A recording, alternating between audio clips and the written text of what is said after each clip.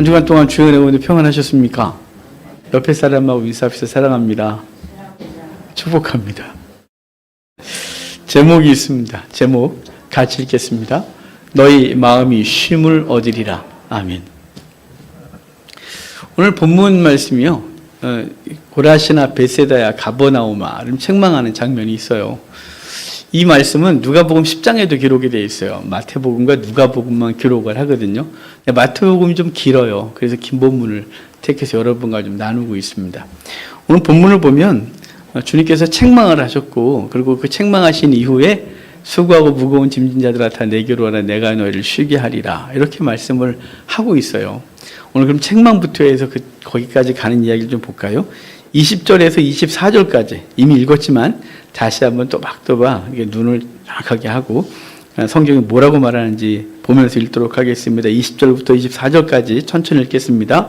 예수께서 권능을 가장 많이 행하신 고울들이 회개하지 아니하므로 그때 책망하시되 화 있을진저 고라시나 화 있을진저 베세다야 너희에게 행한 모든 권능을 두로와 시돈에서 행하였더라면 그들이 벌써 베옷을 입고 제에 앉아 회개하였으리라.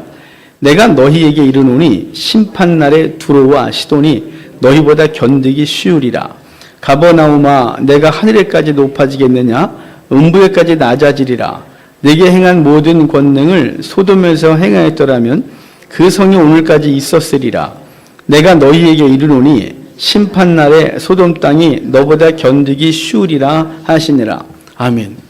예수님께서 권능을 많이 행하신 땅에 대해서 책망을 하시는데, 여기 고라신, 베세다, 가버나움 등등 있는데요. 다 갈릴리 위쪽 지방들이에요.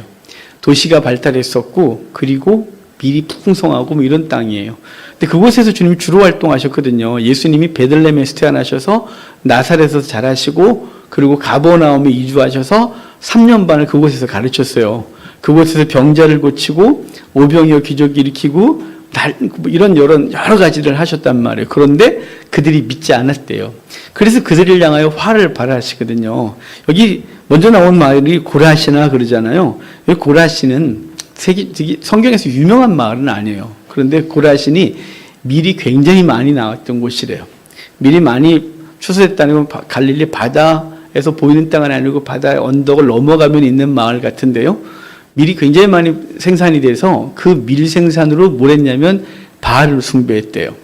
밀 생산하고 바알 숭배하고 뭔 관계가 있지 싶지만, 여러분 곧 이스라엘 백성이 가나안 땅에 들어가서 우상 숭배를 한 장소가 타작마당이에요.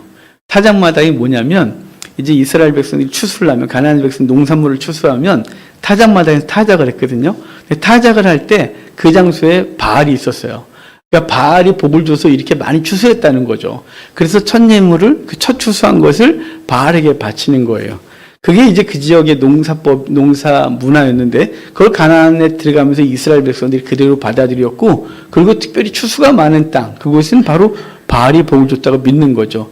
왜냐하면 바알이 농경신이거든요. 바알이 어떻게 생긴 줄 아시죠?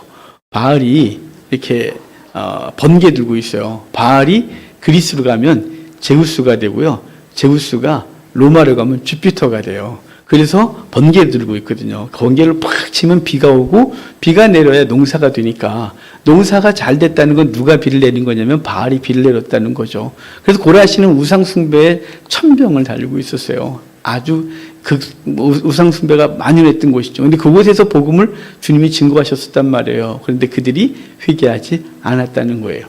베세다, 너무 잘 알죠. 베세다 광야에서 어릴 때 불렀잖아요. 오병이어 기적 사건이 베세다에서 있었어요. 베세다에서 그 엄청난 일이 벌어졌었는데, 그 베세다 지역 사람들도 예수님을 안 믿었던 거죠. 그래서 주님은 그러는 거예요. 화 있을진저 고라시나 화 있을진저 베세다야.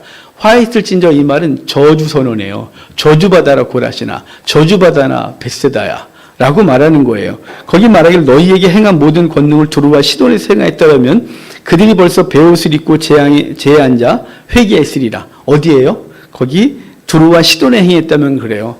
두루와 시돈이 이스라엘 땅이 아니에요. 지금 레바논 땅이거든요. 고대 페니키아죠.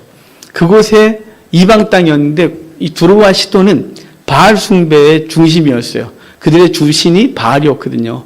지금도 두로에 티레 그러는데 그 땅에 바알 신전이 여전히 남아 있어요. 그 땅에서 만약에 내가 이런 기적을 했다면 그들은 벌써 죄에 앉아 회개했을 거래요. 죄를 끊어내고 통곡을 하고 잘못했다고 회개하고 그랬을 건데 너네는 그러지 않았다 이렇게 말하는 거죠. 그 다음 말이 하나 또 나와요. 그 다음 절에 가버나움이잖아요. 23절 보면 가버나움아 내가 하늘에까지 높아지겠느냐 그래요. 가버나움은 예수님이 3년 반 동안 사시면서 활동하셨던 땅이죠. 가버나움은 이스라엘의 3대 도시 중에 가장 부유한 도시예요. 예루살렘이 신앙 중심지, 그리고 가이사랴가 정치 중심지, 총독부가 있었어요. 그리고 가버나움이 인구 밀도가 가장 높았고 무역 상단들이 거기를 거쳐가야 됐기 때문에 돈이 가장 많이 돌던 땅, 그리고 가장 인구 밀도가 높았던 땅 가버나움이에요. 그러니까 당시 이스라엘은 최고의 도시인 거죠. 최고의 한락 도시였고 최고의 돈이 있었던, 그러니까 돈과 부유와 우상 숭배가 가득했던, 명예가 가득했던, 그래서 그 땅 사람들이 자부심이 있었던 거예요. 종종 어떤 설교를 들었는데 이래요. 대한민국이 타락했다 그러면서 청담동이 타락했더니 뭔 소리야? 그랬어요. 청담동이 타락한 도시라고. 하긴 제가 여기 이 동네 올 때 왜 하필이면 그냥 최고세속 도시로 저를 보내요. 그리고 여기 왔어요. 저는 외곽으로 나가고 싶었는데 저는 혼자 쭉 있는 동네로 가고 싶은데 일로 자꾸 광명시에서 개척해서 구의동에서 청담동으로 옮기실 때 하는 왜요? 그랬는데 사람들 이미지가 그런가 봐요. 청담동입니다. 그런데요. 제가 지금 무슨 얘기를 할까요? 가버나움입니다. 그러면 최고의 도시, 최고의 부가 있던 도시 였던 거죠. 그래서 거기 뭐라 그래요? 너가 하늘에까지 높아지겠느냐 이렇게 해요. 하늘에까지 높아진다는 거 그의 교만이 굉장했다는 거죠. 돈이 최고의 가치. 그리고 그 세상들의 평가가 최고라고 느껴지는 그 동네에서 주님께서 3년 반 동안이나 말씀을 증거하시고 표적을 행하셨는데 그들이 믿지 않은 거예요. 그래서 그렇게 말하는 거죠. 내가 너희들에서 행했던 표적을 소돔에서 행했다면 소돔이 지금 회개하였을 거라고 말하는 거예요. 소돔보다 더 심판을 받을 거라고 말씀하고 있는 것이죠. 그런데 여러분, 이들이 하나님의 은혜를 많이 받았잖아요. 예수 그리스도가 3년 반 동안 주로 거기서 활동했어요. 예루살렘은 절기 때 왔다 간 것밖에 없어요. 절기 때 왔다 가고 요한복음 보면 4번 하셨고 4번째 와서 돌아가셨거든요. 그러니까 예루살렘은 그의 절기 때 말씀 증거하러 오셨다가 가셨고 주로 갈릴리 지역에서 활동했고 주로 가버나움, 벳세다, 고라신 이쪽에서 활동하셨단 말이에요. 그런데 그들이 믿지 않았대요. 아니 이렇게 많은 기적을 보고 이렇게 많은 은혜를 입었는데 이렇게 하나님 말씀을 받았는데 왜 그랬을까요? 궁금하지 않으세요? 이들은 왜 회개를 안 하지? 우리는 그런 생각하잖아요. 주님이 내게 은혜를 많이 베푸시면 내가 주님을 잘 믿을 것 같은. 욥기가 그 얘기를 하거든요. 욥기 1장, 2장, 3장을 보면 욥과 사단과 대화가 있어요. 하나님이 욥을 인정하세요. 너 욥 봤니? 욥 봤어? 이렇게 신실한 사람 봤어? 그랬더니 사단이 뭐라 그래요? 주님이 울타리를 쳐주시니 그렇죠. 울타리를 쳐줬다는 건 뭐든지 잘 되는 복을 줬으니까 그놈이 주를 섬기는 거예요. 그렇게 말해요. 그래서 울타리 걷어봐. 그래서 자녀 죽고 그리고 재물이 다 날아가요. 근데 입술로 범죄하지 않죠? 봐라. 그랬더니 사단이 이렇게 말해요. 그놈 지 몸뚱아리가 멀쩡해서 그래요. 건드려 봤더니 죽이지만 마. 그리고 몸뚱아리 건든 거예요. 그리고 욥이 무너지는 장면을 보게 되는 것이죠. 지금 사람들이 이렇게 우리 다 똑같이 말해요. 하나님의 은혜를 많이 받으면 주님 나한테 복을 줘봐요. 내게 복을 주시면 내가 주를 잘 섬길 거니까 라고 말하지만 정말 그럴까요? 그러면 세속적인 복을 많이 받고 그리고 명예로운 사람들은 다 하나님 잘 섬겨야 되는 거 아닐까요? 교회 내, 그럼 세상 사람들은 그렇다 치더라도 교회 내에서 말씀을 듣고 그 말씀 가지고 살면서 세속적으로 잘 됐다면 정말 하는 것마다 잘 되고 객관적으로 봐도 복을 받았다라고 평가받는 사람이라면 하나님의 사람으로 훌륭하게 서야 되는 것 아닐까요? 근데 이상하게 그것과는 상관없어요. 복을 많이 받았다고, 표적을 많이 받았다고, 내 삶 가운데 기적을 많이 경험했다고 하나님을 잘 섬기느냐? 그렇지 않더라는 거죠. 이들은 도리어 그것 때문에 더 교만해지고 당연히 여기고 더 이렇게 되고 있는 거예요. 사실은 객관적으로 신앙생활을 더 보면 성도들을 보면 세상적으로 많이 가졌다고 해서 하나님을 잘 섬기는 게 아니에요. 그렇다고 해서 가난하면 하나님을 잘 섬기냐? 그것도 아니에요. 참 그렇죠. 하나님께서 많이 머리가 이렇게 돼갖고 이거 생기고 나서 자꾸 신경 쓰여 죽겠어요. 자꾸 너무 많이 보여. 아우, 진짜. 얼굴 티도 자꾸 너무 많이 보이고. 놓쳤어요, 저것 때문에. 하나님께서 복을 많이 주시면 하나님 잘 섬겨야 되는데, 그렇지도 않고. 또, 가난하면 그 고난 속에서 하나님을 잘 섬길 것 같은데, 가난해지고 고난을 받으면 욥처럼 더 멀어져요. 욥은 나중에 계급장 뛰고 붙자고 붙어요. 그리고 하나님 앞에 책망을 받고 욥이 새로워지는 은혜를 입거든요. 여러분, 왜 그랬냐면요. 그들이 교만했기 때문에 그래요. 그들이 하나님의 말씀 들리질 않고 자기가 최고고 자기 생각에 고착되어 있기 때문에 그래요. 우리는 하나님께서 우리의 삶 가운데 벌어진 일을 보면서 그 속에서 하나님이 어떻게 일하시는지 보는 관점이 있게 되는데요. 이게 자기 기준이 분명하면 잘 안 넘어져요. 하나님 앞에 굴복을 안 해요. 이 고라신 베세다 가버나움이 부유했잖아요. 그리고 세상에서 아주 높은 도시였어요. 사람들이 보기에.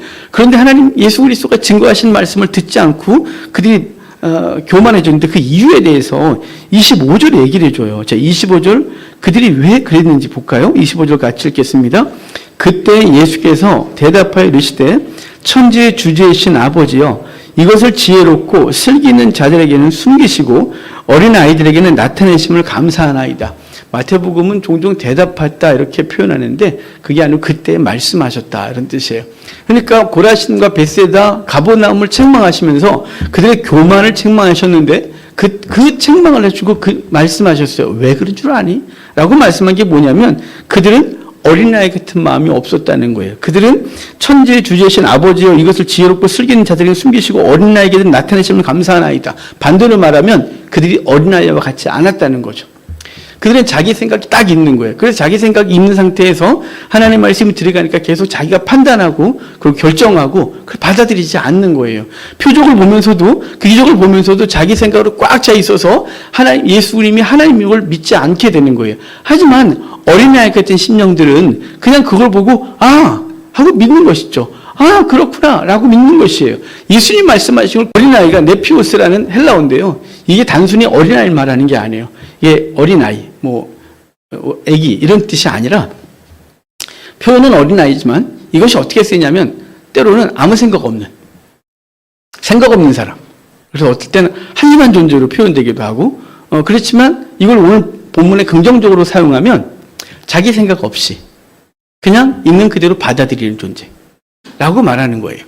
여러분 우리가 하나님 앞에서 우리도 자기 생각을 가지고 자꾸 판단해요. 상황을 판단하고 하나님 말씀은 재고 그래서 있는 그대로 받아들이지 못하고 자꾸 판단하고 그러는 거죠. 근데 사실 이걸 제일 많이 하는 사람이 우리 목사들이에요.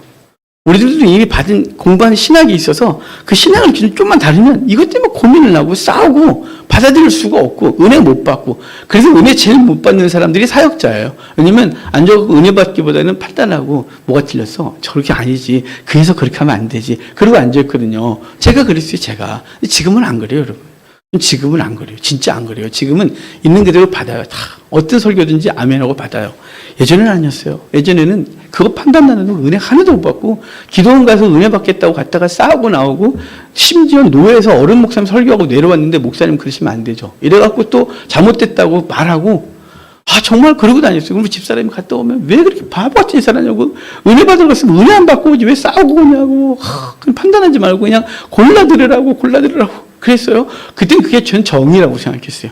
강단을 정의롭게 해야 된다고 생각해서 헛소리하면 강단 옆에 기다리고 서 있다가 강사 나오면 잘못됐다고 말하고 그건 그 본문이 아니겠냐고 왜 본문 읽어놓고 딴짓하냐고 그러고 농담하지 말라고 장난질하지 말라고 누구든지 그렇게 말하고 다녔어요. 그게 저는 하나님 앞에서 바르다고 생각했기 때문에 그래요. 지금은 안 그래요. 그냥 지금은 그래봐야 별것도 없고 그냥 거기서 골라들어요. 진짜 하나님의 말씀 받고 그래 그렇지 하고 봤는데 그래도 쉽지가 않은 건 우리 속에 선지식이 있어요. 우리가 갖고 있는 것으로 주님을 판단하는 거죠. 여러분이 갖고 있는 세상적 가치관으로 주의 말씀을 판단하기 시작하면 고라신과 베세다 가버나움처럼 되는 거예요. 주님께서 뭐라고요? 옳소이다. 당신이 옳습니다. 어린아이에게는 그 숨기지 않았대요. 있는 그대로 받아들인 사람에게는 그냥 받으면 됐는데 그들이 그렇지 않았다는 거죠. 여러분 현실을 고려하지 않고 현실을 생각하면서 막 그렇게 하나님의 말씀 판단하는 것이 아니라 현실이 그러할지라도 주의 말씀이 임하면 아멘 그렇게 받는 것입니다. 이제 이렇게 해놓고 우리 볼까요? 26절 같이 26절, 27절 같이 읽겠습니다. 올소이다. 이렇게 된 것이 아버지의 뜻이니이다. 내 아버지께서 모든 것을 내게 주셨으니 아버지 외에는 아들을 아는 자가 없고 아들과 또 아들의 소원대로 계시를 받는 자 외에는 아버지를 아는 자가 없나이다. 여기 아버지의 뜻 이렇게 말해요. 올소이다 이렇게 된 것은 아버지의 뜻입니다. 이게 누구에게만 밝힌 거예요? 있는 그대로를 받아들인. 자기의 생각을 내려놓고 그냥 있는 그대로 받아들이고 예수 그리스도를 영접한 것, 그것은 아버지의 뜻입니다. 이렇게 말하는 거예요. 아버지의 뜻이라고 말하면서 내 아버지께서 모든 것을 내게 주셨으니 아버지 외에는 아들을 아는 자가 없고 아들과 또 아들의 소원대로 계시를 받는 자 외에는 아버지를 아는 자가 없대요. 계시를 받은 자. 그러니까 아버지의 뜻, 그것은 계시를 받은 자. 그리고 그 사람만이 예수 그리스도를 주로 받아들이게 된다는 거예요. 계시 받은 자래요. 여기 우리가 에베소서 보면 에베소서 1장에 창세전에 아버지께서 택하시고 그리고 예정하시고 예수 그리스도가 우리를 위해 희생하시고 성령께서 우리 가운데 보증으로 주어진 사람들이 성도가 됐다고 분명히 말하는 거예요. 그의 계시를 따라. 여러분 우리가 주를 믿는데 우리가 예수 그리스도를 믿는데 우리의 지혜, 우리의 생각으로 믿었다라고 생각하는 분이 있다면 내려놓으셔야 돼요. 주님께서 우리에게 깨닫게 하신 은혜를 주신 거죠. 성령이 우리 가운데 오셔서 그분이 우리를 그 말씀을 받아들이는 존재로 만들어 주신 거예요. 그래서 주의 은혜가 아니면 성령이 아니면 알 수가 없는 거죠. 성령 받지 않으면 하나님을 하나님으로 고백할 수 없고 주를 알 수 없는 존재가 우리인 것이에요. 여러분 그래서 우리 아까 어린아이 같은 존재 그랬잖아요. 어린아이 같은 존재 이게 그 어린아이 근데 이게 또 다른 번역을 보면 어리석은 자 이렇게도 번역할 수 있어요. 그러니까 어리석은 자에게 주어진 것이 하나님의 은혜입니다. 뜻입니다. 옳습니다. 이렇게 말하는 거예요. 근데 사실은 이 말씀을 고린도전서에서 뭐라고 말했냐면요. 고린도전서에서 이렇게 말해. 너희 중에 문벌 좋은 자 있니? 너희 중에 잘난 사람 있어? 이렇게 고린도전서에서 아예 그냥 물어요. 없다고 말하면서 주님께서 이렇게 바울이 이렇게 말했어요. 지혜로운 자가 많지 아니하며 능한 자가 많지 아니하며 문벌 좋은 자가 많지 않다. 그러나 하나님께서 세상에 미련한 것들을 택하사 지혜 있는 자들을 부끄럽게 하려 하시고 세상에 약한 것들을 택하사 강한 것들을 부끄럽게 하려 하시며 하나님께서 세상에 천한 것들과 멸시받는 것들과 없는 것들을 택하사 있는 것들을 폐하려 하시나니 이는 아무 육체도 하나님 앞에서 자랑하지 못하게 하려 함이라. 너희가 잘났다고 해서 말씀을 받는 게 아니라 하나님의 은혜, 그러니까 어리석은 존재, 가난하고도 하고 배운 것도 별로 없고 그럼에도 불구하고 하나님이 계시 주는 존재들이 하나님을 알게 됐다는 거예요. 사실은 저와 여러분은 그런 존재인 사실을 아시고 감사해야 돼요. 그러면서 이렇게 말하는 거죠. 자, 28절 볼까요? 28절 같이 읽어요. 수고하고 무거운 짐진 자들아 다 내게로 오라. 내가 너희를 쉬게 하리라. 지금 갑자기 고라시나 베세다야 가버나움아 화이트 진저 두루와 시돈이 니보다 낫다. 야 고모라가 소돔이 망했잖아. 소돔이 망한 것보다 넌 더 큰 형벌을 받을 거다. 라고 말씀하시면서 너네가 왜 그런 줄 아니? 교만해서 그래. 어린아이 같은 마음이 없잖아. 현실을 따지지 말고 생각하지 말고 그냥 있는 그대로 주의 말씀을 받지를 못했지. 맞아. 옳은 거야. 그건 아버지의 뜻이었고 아버지의 뜻은 계시를 받은 자 외에는 하나님을 아는 존재가 없지. 하나님과 하나님이 나하고 내가 하나님이라고 아는 자가 없어. 계시받은 자. 이건 하나님의 은혜. 정말 성령의 은혜를 받지 않고는 아무것도 할 수가 없지. 세상 것으로는 할 수가 없다는 거예요. 그러면서 이렇게 말하는 거예요. 수고하고 무거운 짐진 자들아 다 내게로 오라 이렇게 말해요.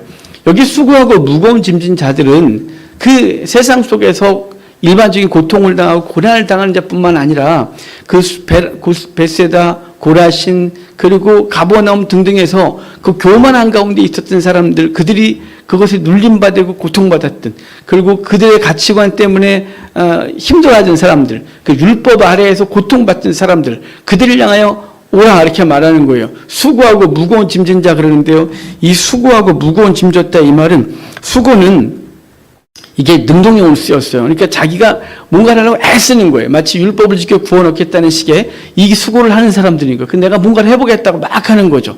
그 다음에 짐진 자는 뭐냐면 수동으로 진 거예요. 그냥 자기가 원해서 진 게 아니라 지음을 당한 거예요. 주님께서 이렇게 말씀하셨거든요. 마태복음 23장을 보면 화이트 진저 서기관과 바리새인들이 너희는 새끼손가락으로는 지지 못할 걸 사람들의 어깨에 짐 지우고 허덕거리게 했대요. 율법의 짐을 지운 거죠. 삶의 짐을 지은 거예요. 여러분 우리가 적극적으로 우리의 삶의 짐을 지는 경우도 있어요. 내가 목표를 정하고 막 해서 수고를 하는 경우가 있는 거죠. 힘을 다해 수고해요. 인생에서도 그러하고 율법도 마찬가지예요. 내가 주의 뜻대로 살아보겠다고 애쓰는 능동적인 수고를 하는 사람도 있어요. 그런데 결과가 그렇게 훌륭하지 않을 때가 있단 말이에요. 여러분 수고한 만큼 열매를 거두셨습니까? 수고한 만큼 자기가 목표한 만큼 오른 사람이 있어요?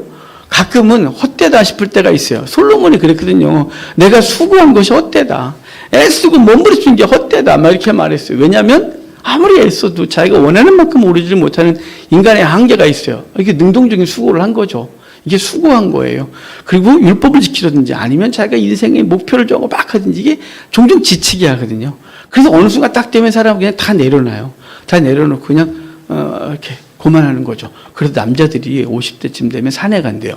나는 자연인이다. 너무 수고하다 지쳐서 이제 고만하리라. 이렇게 해서 숲에 간대요. 그래서 종종 산에 가려고, 농담 그래요. 남자들끼리 산에 가려고? 이렇게 산에 가서 먹고 살 것도 없는데 산에 가려고. 이 말은 도망가고 싶어? 현실에서 수고했는데 잘 안 되거든요. 그 다음에 뭐예요? 무거운 짐이에요. 무거운 짐은 내가 지고 싶지 않아도 지는 거예요. 인생의 짐이, 내가 선택한 짐이 뭐예요? 말고도 더 많아요. 내가 선택하지 않은 짐이 나를 눌러요. 때로는 율법의 짐이 나를 눌러서 죄책감에 시달리게 해요. 내가 선택하지 않은 내 삶의 짐, 영원히 벗어날 수 없는 짐이 있어요. 이미 결정된 짐인 거죠. 그걸 벗어내야 벗어날 수 없는 짐. 그래서 사람들은 극단의 선택을 하는 어리석은 경을 선택하기도 해요. 여러분 그러면 안 돼요. 내게 주어진 짐, 수고하고 무거운 거는 때로는 내가 적극적으로 원해서 했던 수고가 있고 때로는 내가 원치는 않지만 내게 주어진 무게가 있어요. 그래서 수고하고 무거운 짐진 자들아 다 내게로 오라. 내가 너희를 쉬게 하겠다. 이렇게 말씀하세요.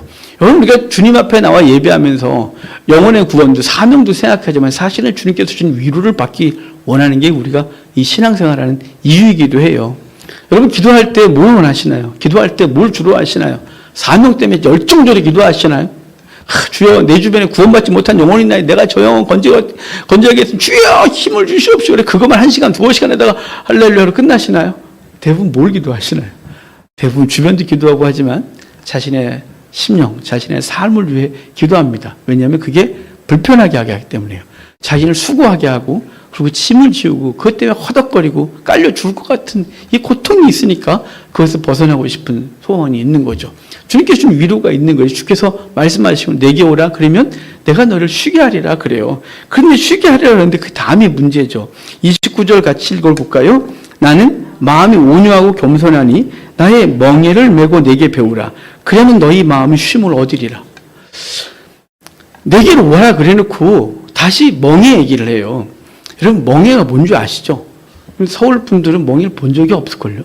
시골에 저희 어릴 때는 소에다가 이렇게 나무를 놓고 그걸로 이렇게 썰애질도 하고 밭도 갈고 다 했어요. 근데 우리나라는 소 한 마리 갖고도 하거든요. 밭이 좋아서 그래요. 돌도 별로 없고. 근데 이스라엘은 소 2마리를 했어야 해요.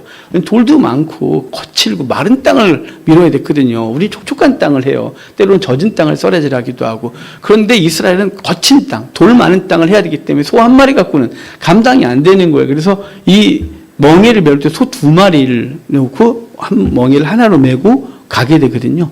근데 그 멍에를 메고 가게 될 때 어떻게 하는 줄 아세요? 그러니까 익숙한 소가 한 마리 있고 아예 오랫동안 같이 팀이 된 소는 괜찮아요. 근데 새롭게 가르쳐야 될 소가 있잖아요. 새롭게 가르쳐야 될 소를 처음부터 그냥 둘 다 생짜를 묶어놓으면 이 주인이 얼마나 힘들겠어요. 그래서 아주 그냥 능숙한 소에다가 그리고 새로운 소를 같이 메어서 그 능숙한 소가 일을 가르치는 거예요. 지금 주님께서 뭐라 그래요? 너희는 내게 나와서 배우라. 그렇게 말하잖아요. 배우래요. 어떻게 배우냐면 주님께서 가신 그 길을 배우는데 그럼 주님께서 가신 그 길이 뭐냐면 여기 온유하고 겸손하니 그러는데요. 온유하고 겸손한 길이었어요. 그리고 온유하고 겸손한 길이고 넌 내게 배우래요. 그래서 너희가 온유하고 겸손해지길 바라는 것인데요. 일단 여기 배우는 문을 잠깐 뒤로 가고 온유하고 겸손이 뭔지 좀 봅시다. 온유는 못 가요. 그냥 온화한 얼굴을 가지고 웃으면서 이렇게 하는 게 온유일까요? 당연하죠. 그게 현상적인 거예요. 근데 그 온유는 어떻게 된 거냐면 이 원어의 뜻을 보면 온유는 뭐냐면 훈련됐다 이런 뜻이에요. 그러니까 야생마를 끌어다가 사람이 탈 수 있는 말이 되고 훈련된 걸 온유하다 이렇게 말해요. 나귀가 들판에서 난리를 치고 다니는데 그걸 붙들어다가 이제 일을 시킬 수 있는, 짐을 실을 수 있는 존재가 되게 한 걸, 그걸 훈련된 거죠. 그걸 온유하다 그래요. 저와 여러분이 주님이 온유하다는 건 주님께서 아버지의 뜻에 자신을 맡겨 그 마음, 성품이 있는데 우리도 주의 말씀을 가지고 훈련되어지고 계속 따라다니면서 훈련해야 되는 거예요. 그래서 주의 말씀으로 훈련된 존재, 그게 온유한 사람인 거죠. 그래서 이 온유는 사실은 정말 겉으로 드러난 온유로 드러날 수밖에 없는 것은요. 예수님께서 행하신 대로 따라하면 승질을 낼 게 별로 없어요. 싸울 게 별로 없어요. 주님이라면 어떻게 하긴 있잖아요. 주님이시라면 이 순간에 승질을 내? 주님이라면 이 순간에 내 이익 때문에 상대를 괴롭혀? 뭐 이런 거 있잖아요. 근데 주님께서 온유하셨다는 건 철저히 아버지의 마음을 가지고 온유하셨어요. 그리고 그분이 겸손했다 그러거든요. 이 겸손하시다 그러는데요. 이게 그분이 철저히 낮아지신 거죠. 근데 겸손이 뭐냐면 누군가가 이렇게 말했어요. 겸손을 자신에게 벌어진 어떤 일에 대해서 이상하게 생각하지 않는 태도. 이게 겸손이랍니다. 생각해 봤어요. 자신에게 벌어진 일에 대해서 이상하게 생각하지 않는 태도? 이 겸손이다? 예. 그래서 욥기가 생각났어요. 자신에게 벌어진 일에 대해서 욥기가 겸손했을까, 욥이? 아니죠. 욥이 맨 처음에 참다가 참다 이제부터 곧바로 하나님 앞에서 자기의 의로움을 드러내요. 그래서 하나님 붙자 이렇게 말하거든요. 나 때리지 마라. 계급장 뛰자. 얘기 좀 하자. 뭐 이런 얘기를 계속해요. 욥이. 겸손하지 않은 거죠. 겸손은 자신에게 벌어진 일을 그대로 받아들이는 상태를 겸손이랍니다. 그러니까 우리에게 주어진 삶의 무게, 그것을 겸손히 받아들이는 거죠. 예수님이 그렇게 하셨대요. 예수님이 하늘 보자 버리시고 이 땅 가운데 오셨잖아요. 그 이유는 뭐냐면 자신에게 벌어진 일이 있어요. 그것은 내 백성을 건져야 되는 거죠. 그리고 창세기에 보면 그분이 오셔서 죽으실 걸 그때부터 예고하셨어요. 자신에게 벌어진 일이에요. 예수님께서 아버지에게 주여, 아버지, 이건 좀 불의하지 않아요? 더 더러운 놈들 때문에 내가 가서 죽어야 돼요? 그 죄를 뒤집어 쓰라고요? 이건 아닌 것 같은데요가 아니라 주님께서 자신에게 벌어진 상황, 그것을 이상하게 생각하지 않는 태도를 가지고 기꺼이 이 땅에 오셔서 우리를 위해 대신하여 죽으시는 거죠. 그래서 빌립보서 2장에 그러잖아요. 그는 하나님과 동등됨을 취하지 아니하시고 그가 사람의 형체를 가지고 이 땅에 오셔서 죽기까지 복종하셨더니 십자가에 죽으심이라 이렇게 말해요. 그게 겸손인 거죠. 주님께서 뭐라 그래요? 나는 온유하고 겸손해. 너는 내게 나와 배우래요. 온유하고 겸손하대요. 주님께서 멍에를 메셨어요. 어떤 멍에 메셨냐면 우리의 죄를 짊어지는 멍에, 십자가라는 멍에를 주셨어요. 그런데 그 멍에를 배우려면 그와 함께 묶여야 되는 거예요. 그와 함께 묶이면 가게 되는 거죠. 저와 여러분들이 이 땅에서 표적도 많이 보고 은혜도 많이 입었는데 왜 우리가 주의 백성답게 살지 못하냐면 주님 앞에 겸손히 배우지 못한 거예요. 주님과 함께 멍에를 매지 않은 거예요. 주의 멍에는 주의 멍이고 난 그런 멍에 매기 싫어요. 이렇게 말하는 거죠. 주께서 삶의 멍에, 주님께서 우리의 죄를 짊어진 멍에를 맸는데 그분은 우리에게 와서 배우래요. 그분 같이 멍에 매자는 거예요. 같이 멍에 매자는데 뭐라 그래요? 내가 준 멍에는 쉽고 가볍대요. 왜 쉽고 가벼울까요? 얘는 지금 아무것도 못해요. 얘는 아무것도 못하고 누가 하는 거예요? 얘가 하는 거예요. 얘가 끌고 가는 거예요. 그리고 얘는 자연스럽게 따라가는 거예요. 그러면서 멍에 매는 법을 배우는 거지, 슬슬. 그래서 힘을 조금씩 가게 두고, 무게도 조금씩 쭉 가해지고, 점점점 하다가 이제는 그분과 함께 힘을 맞춰서 보조를 맞추고 같이 가게 되는 놀라운 은혜가 있는 거예요. 여러분, 우리가 주님과 멍에를 안 맺기 때문에 주님께서 멍에 매신 주께서 맺었던 멍에를 매지 않고 그것을 매기를 거부했기 때문에 우리의 삶이 힘들고 지친 거예요. 우리의 신앙에 그것이 부담으로 다가오는 거죠. 주의 일이 부담으로 다가오고 심지어는 성도라는 믿음 자체가 부담으로 다가오고 차라리 내가 예수 안 믿을 때가 훨씬 편했던 것 같은데 내가 언제부턴가 내가 교회를 다녀갖고 피곤해. 내가 교회 안 다녔으면 막 살 텐데 싶은데 그건 왜 그럴까요? 멍에를 매본 적이 없는 거예요. 주께서 치신 멍에 나도 함께 거기 들어가서 함께 멍에를 먹고 배웠어야 되는데 멍에 안 맸어요. 그분의 멍에는 따르고 난 따로. 그분이 다 줬으면 되지. 기꺼이 나까지 같이 그랬기 때문에 배운 적이 없는 거예요. 여러분, 이제부터 주님과 함께 멍에 매우는 법을 배우셔야 돼요. 주님께서 가신 그 길 그냥 같이 가는 거예요.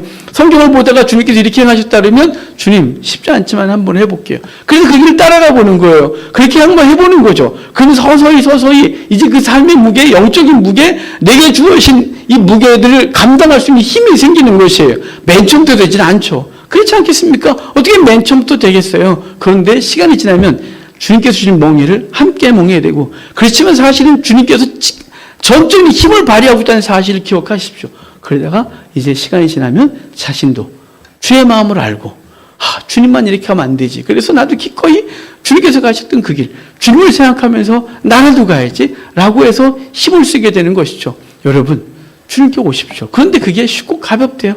어렵지 않대요. 그러면서 30절에 이는 내 멍에는 쉽고 내 집은 가볍다 이렇게 말씀하고 있습니다. 성도 여러분, 여기 너희 마음이 쉼을 얻으리라 이렇게 말했어요.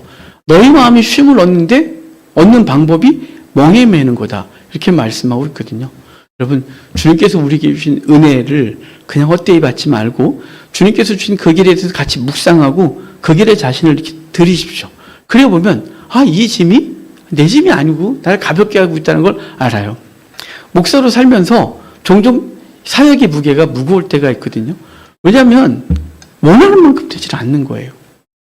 내가 할 수 있는 건 요만큼인데 그걸 넘어서 해야 될 때가 있다는 느낌이 들 때는 되게 힘들고 지치고 힘이 들어요. 그런데 이제 내려놓고 이게 그 욕심이라는 생각이 들어서 욕심을 내려놓고 주님께서 가신 그 길, 주님께서 기꺼이 하늘보자 벌어지고 이 땅 가운데 겸손하게 내려오셔서 십자가를 지셨던 그것을 묵상하고 내게 주신 것이 그거고 내게 주신 십자가가 이거라면 기꺼이 져야지라고 생각하는 순간 편안해져요. 마음이 쉼을 얻게 되는 거죠. 내 욕심을 내려놓는 거죠. 내 생각 내려놓는 거예요. 어린아이처럼 현실에 대해서 판단하지 않고 그냥 있는 그대로 받아들이고 그 길을 가는 것입니다. 여러분, 이 삶이 지치고 힘드시잖아요. 신앙의 짐도 때로는 힘이 들 때도 있고 말씀대로 살아야 된다는 게 때로는 되게 피곤하게 생각할 될 때도 있어요. 또 우리의 삶의 무게가 너무 무거워서 벗어버리고 싶을 때도 있어요. 근데 대부분 벗고 싶다고 벗는 게 아니고 못 벗어요. 어떻게 벗어요? 가장의 짐을 어떻게 벗을 거며 아내의 짐을 어떻게 벗을 거며 엄마의 짐을 어떻게 벗을 것이며 노부모님을 섬기는 짐을 어떻게 벗을 거예요? 그건 벗을 수가 없어요. 그러면 방법이 하나 있어요. 주님과 함께 멍에를 매는 거예요. 그럼 주님께서 쉼을 주시겠다고 했어요. 이건 접은 사람만 알아요. 여러분, 주님 앞에 겸손하게 그분의 멍에를 함께 매는, 그래서 그분의 멍에를 매는 주의 사람들에게 마음의 쉼을 주시는 그 은혜를 함께 누리는 저와 여러분 되길 주의 이름으로 축복합니다.